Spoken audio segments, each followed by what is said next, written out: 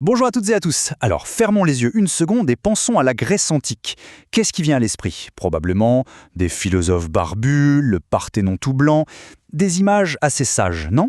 Eh bien, préparez-vous à être surpris. La vie sociale des Grecs, c'était tout sauf sage. C'était bien plus bouillonnant, bien plus complexe que ça. Allez, on va plonger ensemble dans leurs loisirs, des immenses spectacles populaires jusqu'aux soirées, disons, beaucoup plus sélectes. Alors voilà la question qu'on va se poser.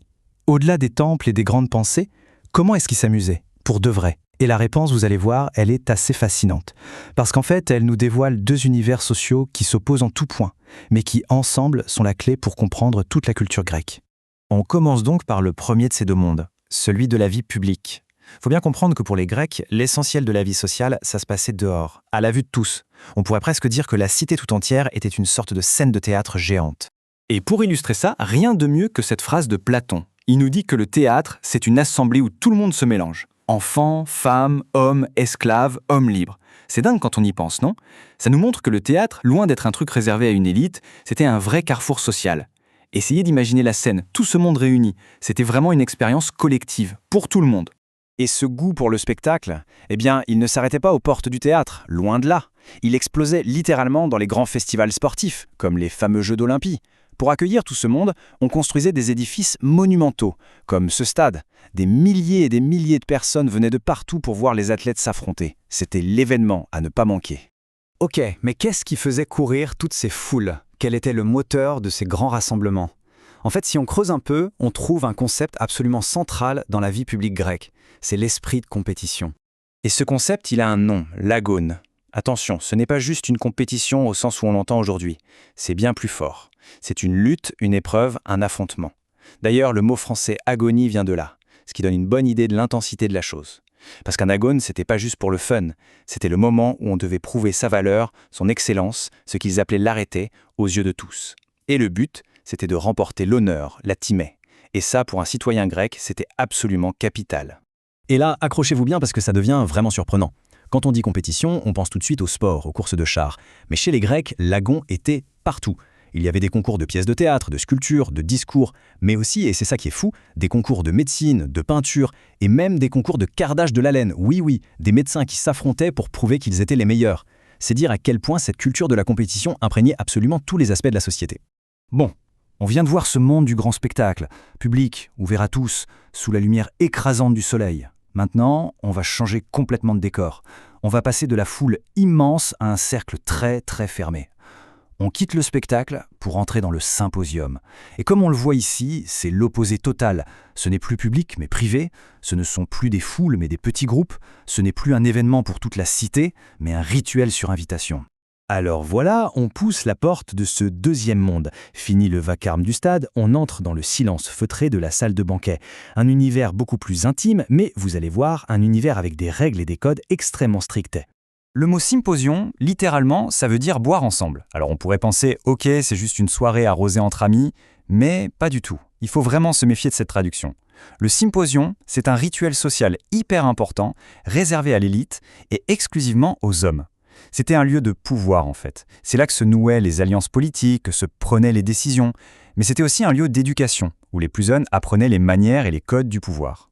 Et qui dit rituel, dit règle.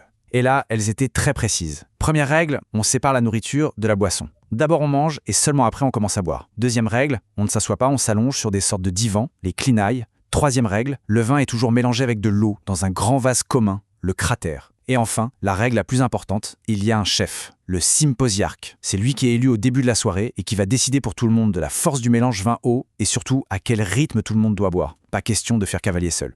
Et la preuve que ce rituel était absolument fondamental, c'est qu'on le retrouve gravé dans la pierre, dans l'architecture même des maisons.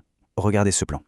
Toutes ces pièces en rouge, ce sont des androns, des salles de banquet réservées aux hommes. Et regardez où elles sont situées, quasiment toujours près de l'entrée. C'était pas un hasard, bien sûr. C'était fait pour que les invités, qui n'étaient pas de la famille, puissent entrer et sortir sans jamais pénétrer dans le reste de la maison, l'espace des femmes et des enfants. Tout était compartimenté, tout était pensé pour ce moment précis. Alors, on a des règles, une pièce dédiée, tout ça a l'air très sérieux, très contrôlé. Mais c'est là que toute l'ambiguïté du symposium apparaît. Parce que derrière ce vernis de civilisation, il y avait une tension constante, une oscillation permanente entre l'ordre et le chaos. Et la frontière entre les deux, Eh bien, elle était incroyablement mince. D'un côté, on a le symposium idéal, celui qu'on voit sur ces magnifiques poteries. C'est un lieu de culture, de raffinement. On y écoute de la musique, on récite de la poésie, on participe à des joutes verbales, on débat de philosophie. Bref, c'est le lieu où le citoyen de l'élite montre à quel point il est éduqué et civilisé. Il y a même un texte de l'époque qui décrit les étapes parfaites d'une soirée réussie. Le premier verre, c'est pour la santé. Le deuxième, pour l'amour et le plaisir. Le troisième, pour le sommeil. Et là, le texte nous dit « L'invité avisé rentre chez lui ». C'est le moment de la sagesse, de la mesure, le moment où il faut savoir s'arrêter. Mais voilà, tout le monde n'était pas avisé. Parce que si on continue, eh bien, la descente aux enfers commence. Le 4e vers, c'est déjà celui de la folie. Ensuite, ça s'enchaîne. Le 8e, c'est pour la police, les ennuis commencent. Le 9e, pour la bile, la colère. Et le 10e, c'est la démence et les jets de meubles. C'est absolument génial comme description. Ça nous montre le cœur du problème pour les Grecs, cette lutte constante entre la mesure, la modération et la tentation de l'excès, de la démesure, ce qu'ils appelaient l'hubris. Voilà donc nos deux mondes, face à face. D'un côté, le stade, un lieu public immense où tout est ordre et visibilité. C'est l'individu qui est mis en scène devant la collectivité. Et de l'autre, le banquet, un lieu privé, intime, exclusif, où le groupe est roi, mais un groupe qui risque à tout moment de basculer dans le désordre le plus complet. Ordre public contre chaos privé en quelque sorte. Finalement, des stades remplis de supporters, au dîner entre amis, la manière dont une culture se rassemble, dont elle fait la fête, en dit énormément sur elle. Cette exploration de la Grèce antique, au fond, c'est un miroir qu'on nous tend. Et ça nous pousse à nous interroger, et nous ? Nos concerts, nos festivals, nos apéros, que racontent-ils de nos valeurs, de nos angoisses, de qui nous sommes vraiment aujourd'hui ? C'est une bonne question à méditer. Merci d'avoir suivi cette analyse.